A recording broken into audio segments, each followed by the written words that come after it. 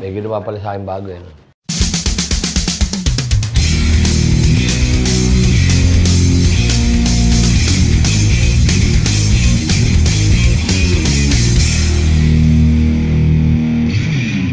O, siyempre, sa mga nakatutok sa atin ngayon, nakita niyo yung buhok ko ngayon. Ngayon, para manggaling mismo kay Kuya Bords, ano dapat gawin at pangangalaga sa buhok pagka ikaw ay may toupee? Tatanungin ko mismo para sa inyo din at para sa akin.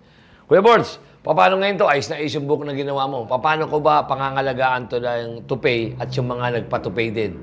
Siyempre, ang maintain po nito, andito naman kami para gumabay. Andito yung shop namin, anytime pwede kayo magpabook. Pero yung kailangan po rito, every 1 to 2 weeks, kailangan pong palitan yung tape.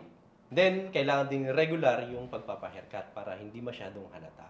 Ayun. Tulad nitong ginawa mo, no? Talagang yan. pumantay doon, no? Pumantay siya ron. No? Oh, may tanong pa ako, lalo ngayon, summer. Paano kung maliligo kami sa beach, maliligo ako sa pool, tatalon ako, hindi ba siya matatanggal? Oh, ayos ba? Oo. Kahit anong gawin nyo sa swimming, hindi po yan matatanggal. Ayun. Maganda po yung tape na gamit. Kasi mahirap yung pagtalon mo, long hair ka, pag alis mo, wala kang buhok. Hindi yun, tanggal. Safe na safe po yun.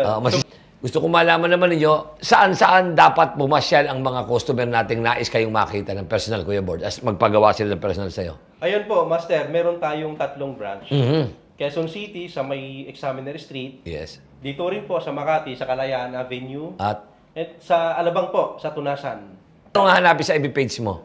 Bords Hair PH po. Pwede rin po kami kontakin sa 0931 Ayun. 142-5599. Yes po. Ayan. Ako po talaga tiwala ako kay Kuya Board dahil 1 year na po akong gumagamit ng toupee. Kaya inimbitahan ko iba, inaanyayahan ko.